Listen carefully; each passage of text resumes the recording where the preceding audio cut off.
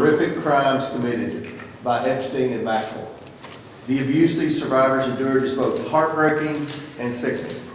They were not only victims of unspeakable crimes, but were also betrayed by their own government, which failed to deliver justice and accountability. The House Oversight Committee is committed to providing transparency and accountability for these brave survivors and for the American people. Over the past 6 weeks, the Oversight Committee has worked tirelessly to obtain documents and testimony related to Epstein and Maxwell. We have subpoenaed Maxwell for a deposition. We have subpoenaed the Department of Justice for documents. We have issued subpoenas to 10 former federal officials for depositions. We have requested documents from the Epstein estate, and we have secured a transcribed interview with former Labor Secretary Alex Acosta. This is the most comprehensive investigation into Epstein and Maxwell to date, and we're already getting results. We have already deposed former Attorney General Bill Barr. The DOJ has produced nearly 34,000 pages of documents with more to come. These documents are now accessible on our website. We put every single document on the website. The Epstein estate will begin producing documents on September 8th. The committee is operating at an unprecedented pace and doing the work the right way. What we heard yesterday from the survivors is that they support these efforts and they support the pursuit of transparency and accountability. We will continue working tirelessly for these survivors and for the American people.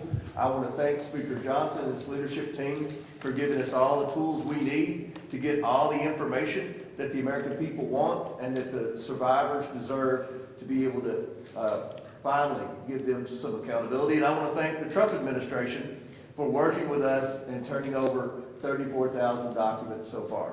With that, I yield back. Wow, thank you. Thank you, Chairman Comer. And thank you for all your hard work on this issue. With that, I want to welcome you all back to a safe DC. I know that sounds crazy, but rather than applauding President Trump's decisive action to actually restore law and order and reduce crime in America, Democrats have defended gang members, thieves, and lawbreakers. Wait, can you guys believe that? That sounds odd, right? Right? Sounds pretty common, unfortunately. Nevertheless, Republicans remain focused on delivering not only the physical safety, but President Trump has championed, but the financial security for every single working America. Because President Trump believes in a safe America. And safe America means safe in the streets, but it also means safe and security financially and economically. That's why we've spent the last month working with actual Americans in our district. And I personally spoke with workers at manufacturing facilities in Michigan, and then we went on the road in New Jersey, Pennsylvania. These folks work hard, and many of these folks work more than 40 hours a week. So let me tell you that it was an honor to let them know that the extra hours they put in will actually not be taxed. And of course, I wasn't the only one standing with the American workers in the past month. House Republicans showed up in coffee shops, small businesses, schools, gas stations, all across America. And if you own or work at a small business, Congressman Miller Meeks was out there talking about the tax cuts heading their way. And if you work in energy, Congresswoman Fedorchak was out there talking about the ways that this bill will help secure your job and actually reduce gas prices. I think we had Labor Day just recently, right? We just came back from Labor Day. Gas prices were the lowest they've been in 5 years. What a success that is. And if you work in healthcare, Congressman Barrett was on the ground hosting a town hall about what this bill does to actually improve healthcare in rural areas. And if you've worked your whole entire life, Congressman Mario Diaz-Balart sat down with seniors about the historic tax cut they will receive because of the Working Families Tax Cut bill. Wherever you work, the bottom line remains the same. Republicans are fighting for every single American worker, and we are proud of the results that we have delivered. Republicans voted to keep money in Americans' pockets, while the Democrats voted to take money from Americans' pockets. Republicans delivered no tax on tips, no tax on overtime, and no tax on Social Security. Well, every single Democrat, let me say that again, every single Democrat voted to increase your taxes by at least $1,700 for the average middle-class family. Every single Democrat voted to raise taxes by at least $1,700. Please cover that. Republicans want to keep more money in your pocket. Democrats think that you should pay more money to the government because the government just runs so doggone efficiently, right? House Republicans are doing what is needed to be done to deliver for the American worker. And with that, I want to turn it over to someone who has actually worked hard for his constituents, Congressman David Taylor of the great state of Ohio. It pains me to say Ohio, as in Michigan. I know, you're still recently the winner, so thank you, Chairman. During the August work period, I spent time in Ohio's 2nd Congressional District talking with local small business owners, farmers, manufacturers about the issues that are most important to them. I heard over and over again how important the Working Families Tax Cut Act is in transforming the lives of hardworking Ohioans by lowering taxes so they can spend their hard-earned money on what they need, helping small businesses grow and develop and revitalizing our main streets. As a 3rd-generation small business owner, I know firsthand how a tough economy and skyrocketing taxes make it harder to turn a profit. When I popped into family-owned shops last month, store owners told me how grateful they were with the expanded 199A tax credit that was helping hand they needed to stay in business so they can maintain a presence in our communities. Beyond business, Ohioans made it clear that they don't want illegal immigrants taking benefits that are meant for Americans in need. This is just Ohio common sense. The Working Families Tax Cut Act benefits vulnerable Americans so they can get back up on their feet while kicking off illegal immigrants who never should have received taxpayer benefits in the first place. The common myth surrounding the act is that it will shut down rural hospitals serving Americans across our country, and especially in my district. That is far from the truth. In rural regions like Southern Ohio, the act includes a historic $50 billion investment in rural hospitals, and when I spoke with local healthcare providers, they confirmed how critical this funding is in meeting their most rural patients' needs, and they're very pleased with the results. For Will Minshaw, a young farmer in Pickaway County, Ohio, whose family farm is hitting 200 years in operation next year, the increase in the tax exemption, which is made permanent in the bill, means it'll be even easier for the family to pass the farm down to him and to future generations. And with family farms making up 96% of all farms in my district, this is huge news for countless farming families in Southern Ohio. That, combined with expanded funding for agricultural trade programs and investment in crop insurance, will give family farmers peace of mind about staying in the business for years to come.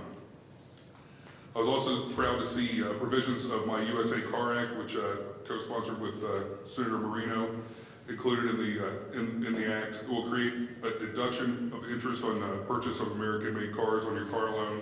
That will create thousands of jobs across our nation, all while securing our nation's supply chains and invigorating our economy. The Working Families Tax Cut Act is paving the way for economic prosperity for hardworking Americans, and Ohio families are reaping the benefits. I was proud to support it and will continue advocating for the needs of Buckeye families in Congress. Thank you all for being here, and now I'd like to introduce Tom Click, CEO of aluminum manufacturer Patriot Industries in Louisa, Virginia. I knew I was going to do that. I got a friend named Louisa. Louisa, Virginia. Tom co-founded this business with his wife, Sarah, and will share a little bit about how the act benefits his employees.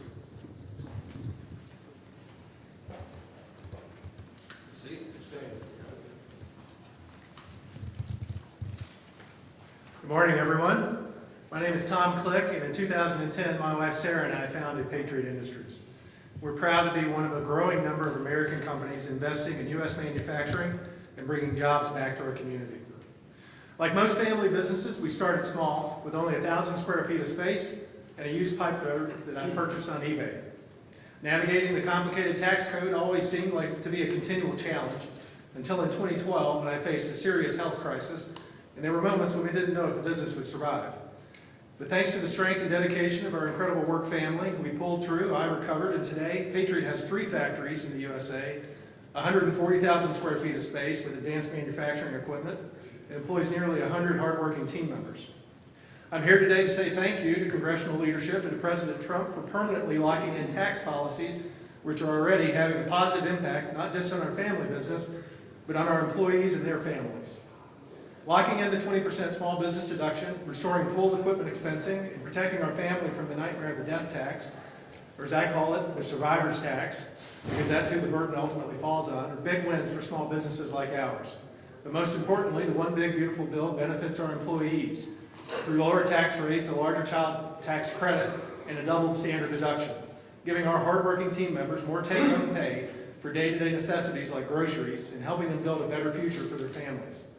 So on behalf of our family business, our nearly 100 employees, and our trade association, the National Association of Electrical Distributors, thank you all for finally providing the tax certainty businesses like ours need to continue manufacturing more great American products and hiring more great American workers.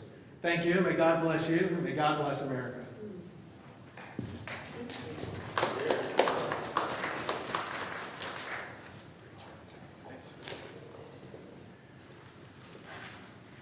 Last week, 2 innocent lives were taken at Annunciation Catholic School in Minneapolis.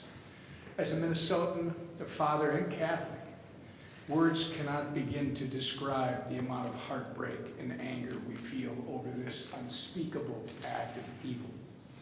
Our prayers continue to be with the victims, their families, and everyone who is impacted by this horrific event. We pray because, despite what some may say, prayer is powerful. Thank you to FBI Director Patel, Deputy Director Bongino, and to our local law enforcement for all their efforts. Thank you to President Trump for reaching out to Governor Walz to offer support and ordering that all flags be flown at half-staff in honor of the victims. And thank you to Vice President J.D. Vance for being in Minnesota today to pay his respects to the victims of this tragedy and their families. They need to know that someone cares. This senseless tragedy was carried out by a very broken and deranged individual. He is the unfortunate picture of the current mental health crisis we have here in the United States. A mental health crisis that has been normalized and exacerbated by extreme Democrat policies. We cannot allow any more innocent lives to be taken by someone who should have received help long before they had a chance to become violent. Not to mention the far left anti-law enforcement policies of Tim Walz and Democrats in Minnesota that encourage crime. The way forward is to address the mental health crisis and empower law enforcement to crack down on crime, just as President Trump has done right here in our nation's capital. The American people elected our Republican trifecta with a mandate to restore law, order, and prosperity to our communities. And that is exactly what we have done over the last 7 months. This August, I had the privilege of being back in my home state to discuss how Republicans' working families tax cut is benefiting Minnesotans.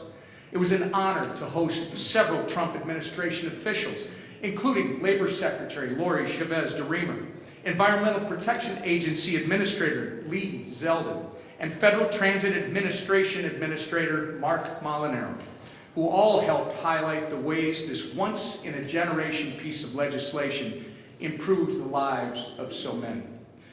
From no tax on tips and overtime to historic tax relief for American manufacturers that you just heard about from Tom, Minnesota workers and businesses are benefiting from this monumental bill.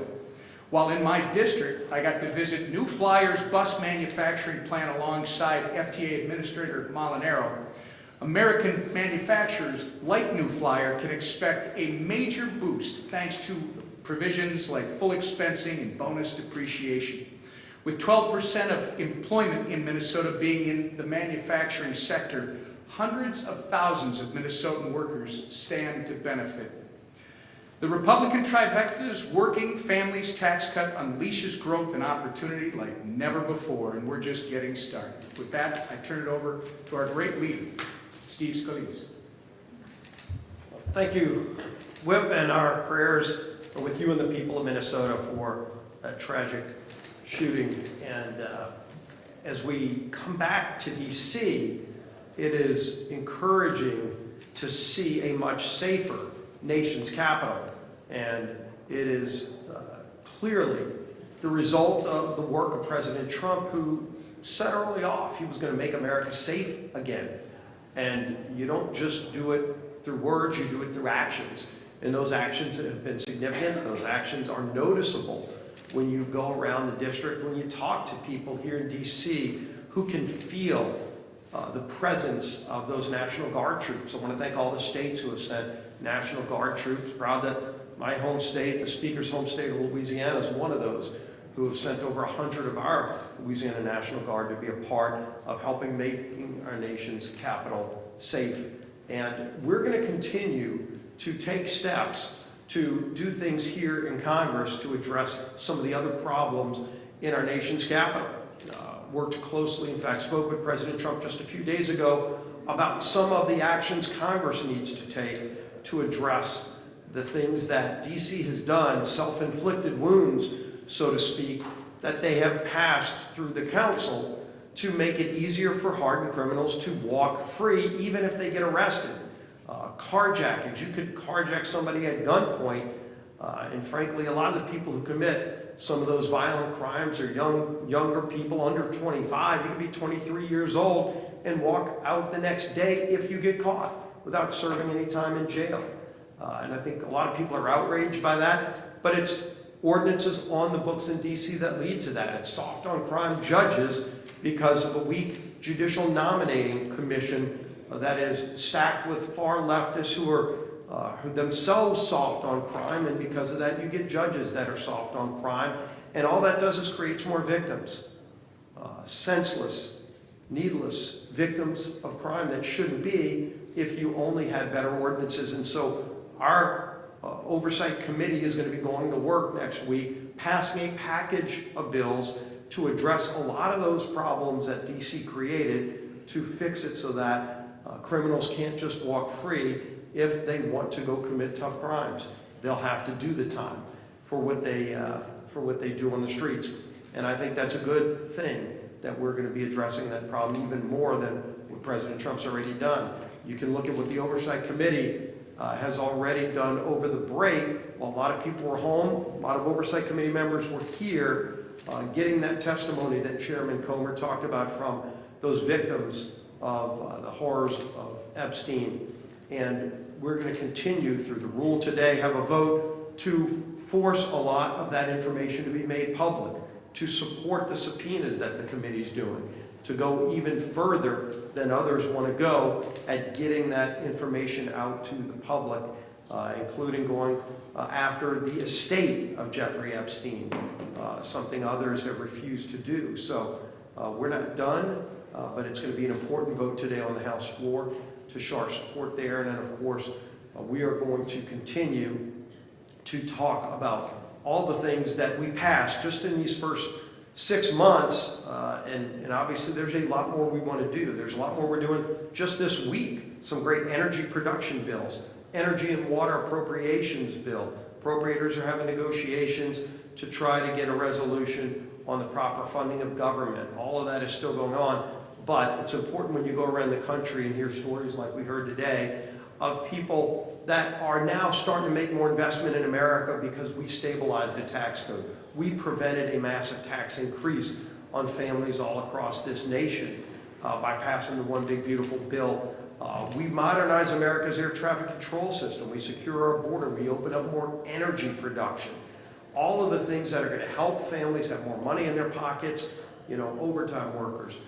With no tax on tips, that's $1,700 more in the pockets of hardworking families. And the best is yet to come. There's a lot more we're going to do. And the person leading that charge is the fellow LSU alum. And yes, we are proud of our alma mater winning its opening game. It's going to have football back, college football. Some people might not say right now they're glad to have college football back, depending on how their team did. We are proud of what's now the number 3 team in the nation, the LSU Fighting Tigers, another Fighting Tiger. And Cover Boy, if you brought your copies of Time Magazine, he might actually sign a copy for you. Not every day that a Republican gets on the cover of Time Magazine, but he has exhibited great leadership. He's gotten a very, very narrow House Republican majority to come together time and time again to deliver big wins for American families, and I'm glad it's being noticed nationally. It deserves to be. Our Speaker of the House, Mike Johnson. Thank you, Mr. Leader. Welcome back to everybody. We come back very excited, and not just because the LSU Tigers prevailed on Saturday, but because we're in a really good mood. You know, the House Republicans went out, fanned out across the country over the district work period, and got a lot of work done. And they were talking about the One Big Beautiful Bill, which has also become known as the Working Families Tax Cut Act, because that's what it principally represents. And it was met with great reception everywhere. I'm so grateful for leaders like Tom, the Clicks, who are these small business owners that is the heart of the U.S. economy, and they make it run and they provide jobs. And we're trying to do everything we can to ensure that they have success, because the success of small business owners and hardworking families is the success of America. And that's what our principles and policies provide. And so we're so excited about that. We went out, fanned out across the country. We met with business leaders just like this, with workers, farmers, families in our districts to discuss our legislation and how it's already making a positive impact in communities across the country. I spent the month traveling my own district and 12 other states, and we went quite literally coast to coast. Got a great reception everywhere we went. In my district, I met with farmers who will benefit from the permanent relief from that death tax, and small business owners just like this, who can now plan for the future better because of tax certainty and increases in the small business deduction. In Nashville, Tennessee, where I was, I met with tip workers who will keep more of what they earn thanks to the no tax on tips and no tax on overtime. And they were overjoyed by that. We interviewed them and got their comments on it. I was in Idaho Falls, Idaho, visited with local manufacturer there who employs 5,200 people, one of the biggest, most impressive businesses nationwide. And thanks to this bill, they can now permanently deduct more of their critical investments and research and development on their products, and they will help their company and thereby create more jobs and help their workers. Look, whether you're a farmer, a bartender, a stay-at-home parent, a law enforcement officer, a business owner, any profession in between, the legislation that we passed is going to benefit you. It's going to benefit all Americans because, as we noted, it was written for lower and middle class earners, and they are going to feel the effects of that in very short order. We're going to continue to speak the truth to the American people, and we're really excited, I'll just note parenthetically, as we head into the midterm election, about the results that we can point to that are going to help everyone. Regarding DC crime, it's not just the One Big Beautiful Bill that's helping American people. Since President Trump took control of the crime in this city, and so many of you live here, and you know, you experienced this, they took control of the DC Metro Police Department, and the crime in our nation's capital has fallen off a cliff. Here's some stats. Carjackings are down 85%. Some of you, I won't ask for a raise of hands, but some of y'all live in the Navy Yard. I mean, people were scared to go to their cars at night. It's not happening anymore. I was down there yesterday, and we have National Guard, loyal, faithful, brave National Guardsmen and women walking the streets in full, with their arms. Makes a big difference. Carjacking's down 85%, robbery's down 42%, violent crime down 25%. DC went 11 straight days without a murder. That sounds like, wow, why would you be, because that's an amazing thing around here. Nearly 1,300 criminals have been arrested and 135 illegal guns removed from the DC streets. DC residents, and the residents of every big American city, should be able to walk freely without fear of being mugged and violently assaulted and carjacked or shot at.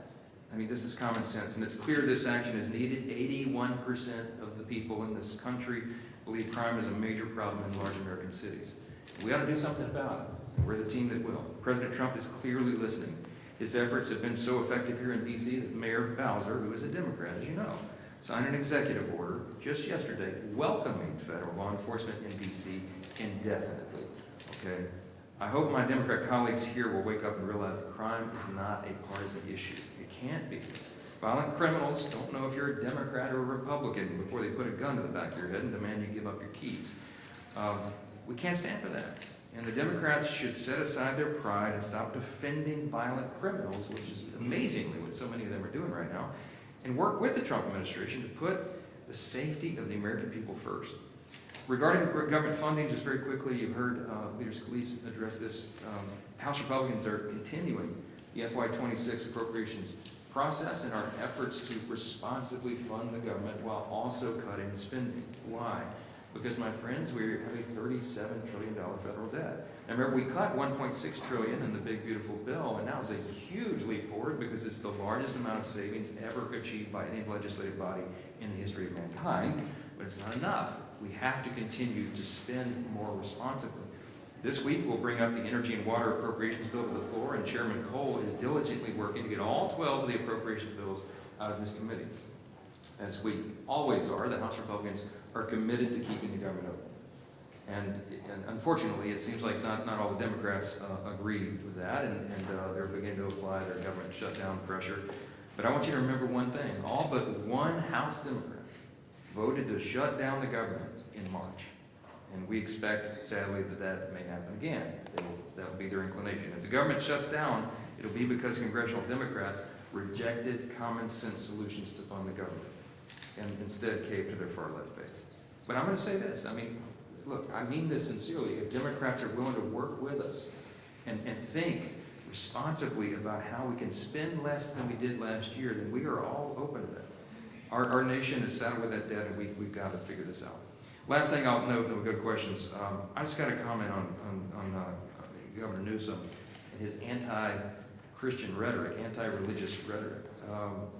Just one personal point here. Last week, I mean, he called me out personally a couple times, and he shamelessly mocked the victims of Annunciation Catholic School for praying after the shooting. Went online and did it in writing. I just found it reprehensible. I mean, it's really sad. In response to a video of Caroline Leavitt discussing the power of prayer amid great tragedy, the governor posted, quote, "These children were literally praying as they got shot at." I mean, why? Like, why would he do that? Why would you do that? Except that you were starving for attention. It's detestable. 2 children were murdered. More than a dozen were hospitalized, and Gavin Newsom's response was to sneer and condemn those who seek out our Creator at our darkest moments. I just thought it was evil. In fact, it's indicative of such a profound moral decay that really the only hope for Gavin is prayer, ironically, and we're told in Scripture to do that. As people of faith, we believe in the strength of prayer and intercession.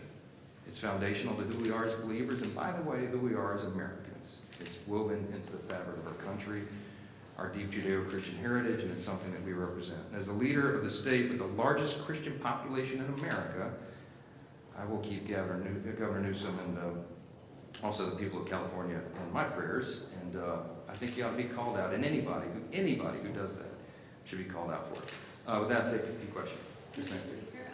So, Melina with NT, thank you for answering my question. So, at China's military parade today, China's Xi and Russia's Putin were heard on a hot mic discussing organ transplantation and immortality.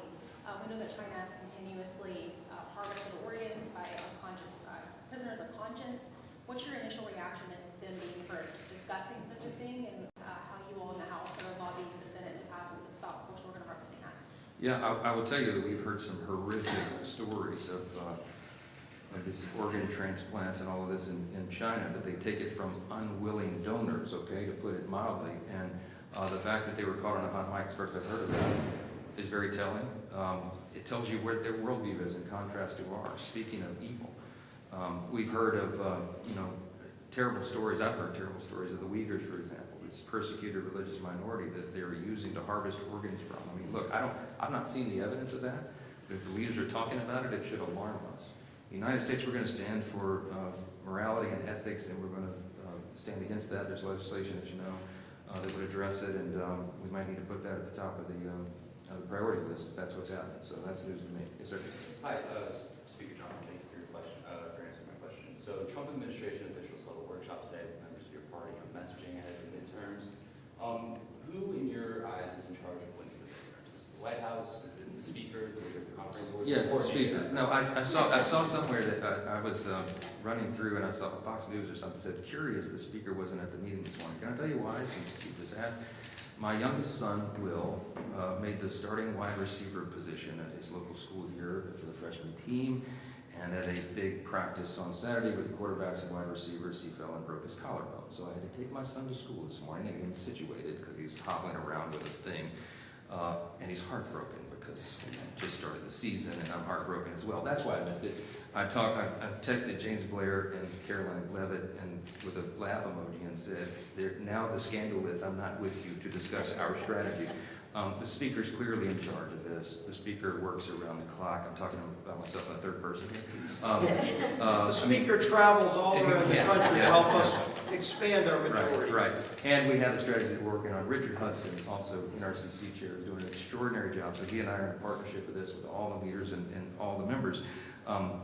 Last year, I'll share with you the sad statistic. I did over 360 campaign events over 240 cities and 40 states and logged in.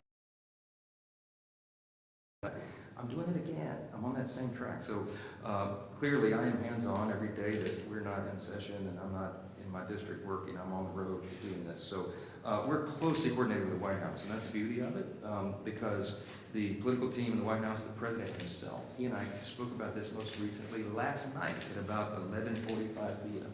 about our strategy to win the midterms. He's dialed in on it, we're dialed in on it, but clearly, I'm the quarterback of this effort, and I fully endorse everything that was said over there because it was all prearranged with me. So that was the only reason I went there. Yes. Last question, Mr. Speaker. I got it. There was a rebranding of the One Big Beautiful Bill to try to do a working family tax credit, tax cut.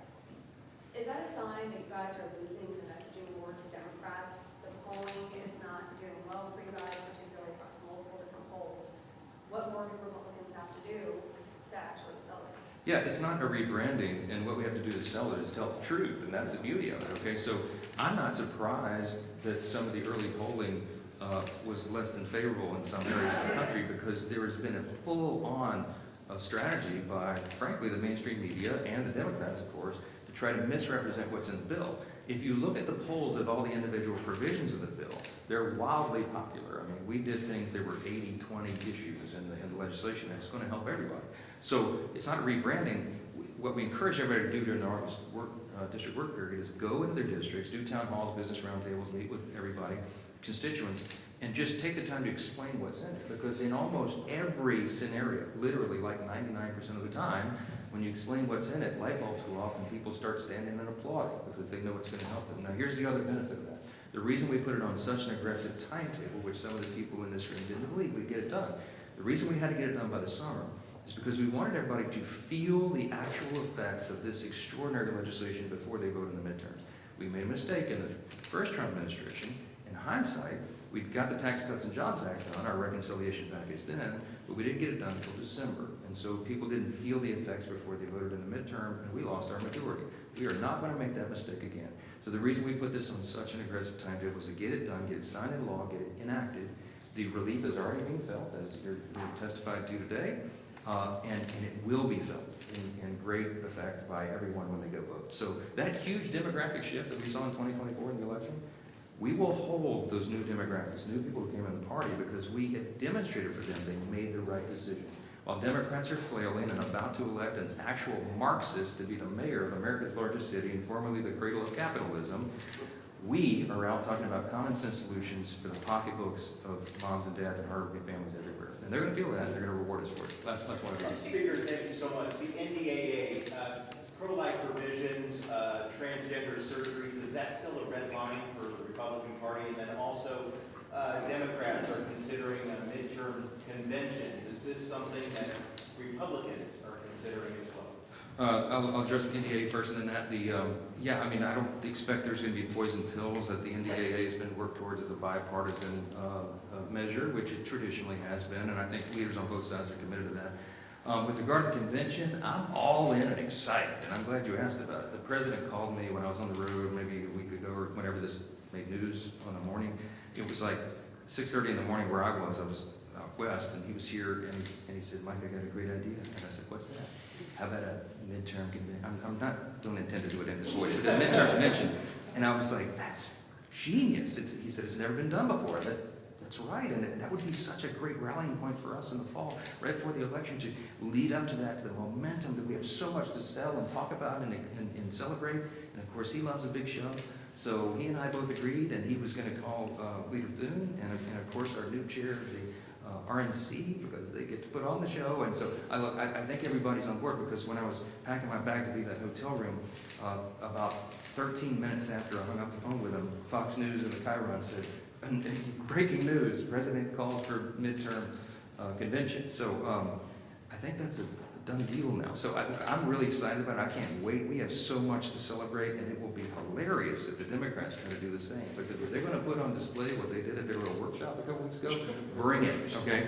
So all we got to do is find the right location, get this thing planned, and we're going to be excited. We'll be bringing, I'm sure, folks like the Clicks, like Tom here, come and tell his story about what's happening, and everybody will resonate, and all the people will say, amen. Thank you all so much. Bless you. All right. On congressional staff ban, congressional staff ban. Yeah, I'll tell you that real quick. On the congressional stock ban, the question was asked. I'm generally favorable to the policy. There's a couple of different ideas on the table, and we have to build consensus on that, because you got to do it responsibly. So some of the ideas that have been put forward, I'm not in love with the details of. But it's generally a policy I've always favored, but we have lots of different opinions on that in the conference and in Congress. So we got to work through it. So that's the intention. And that's part of the that's part of the